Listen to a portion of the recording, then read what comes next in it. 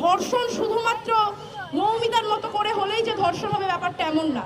মৌমিতাকে এমনভাবে ধর্ষণ করা হয়েছে তার পেলভিসের হাড় ভেঙে গিয়েছে। এখানে অনেকজন পুরুষ উপস্থিত আছেন, কেউ কি উত্তর দিতে পারবেন যে পেলভিসের হাড় ভাঙার জন্য কতখানি জোর দেওয়া লাগে? তনুর চোখ খুবলে নেওয়া হয়েছিল।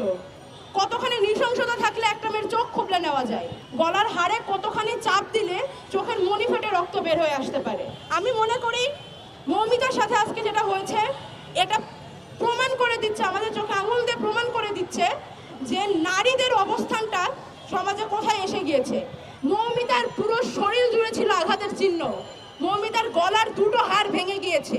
আপনারা একটু ভাবুন তো, হাতের জোরে কতখানি শক্তি প্রয়োগ